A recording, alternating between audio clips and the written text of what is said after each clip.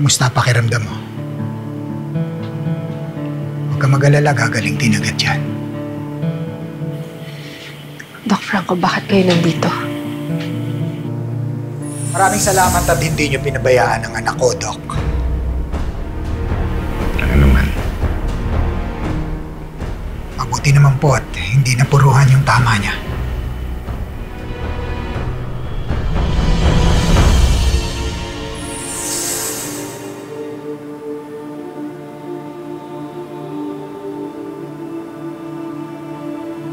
Totoo po ba yung narinig ko?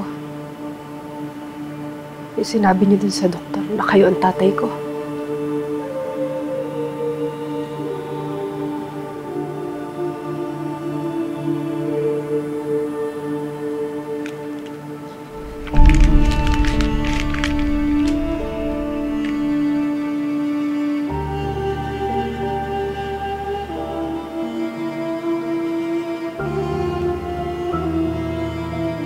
Franco, ano itong sinabi sa akin ni Janet na hinahanap mo ako? Noong sinabi mong hindi mo paninindigan ng batang ito, kinalimutan ko nang may nakilala akong isang Franco Terra. Mabuti na lang at andito si Crisanto na handang magpakatatay kay Rose. Wag na wag mo kong subukang kontakin. Ito ang ibaon mo sa utak. Hindi na kita kailangan. Hindi ka namin kailangan ng anak mo.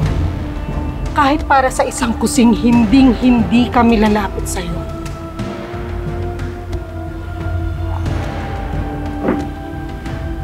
Sulat yan ng nanay mo sa akin.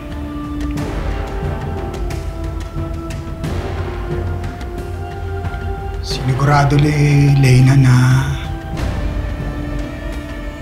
may pamilyang magmamahal sa'yo. At sinabi niya na wala akong dapat alalahanin dahil kahit kailan hindi ka nila pababayaan.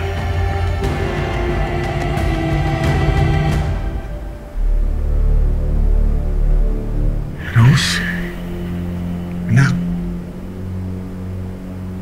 sana bigyan mo ko ng pagkakataon na makabawi ako sa lahat ng mga pagkukulang ko.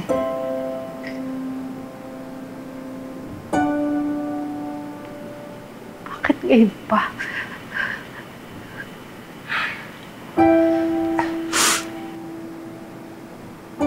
Dahil muntik nang mawala si Portia sa akin. At ngayon ikaw naman. Ayoko nang magkamali uli. Anak, sana bigyan mo ako ng pagkakataon. Sa akin ka na tumira. Sa mansyon ko. Karapatan mo naman yun eh. Rose, anak, isa kang Terra. Hindi mo pwedeng angkinin ang apo ko! Kami ang pamilya ni Rose!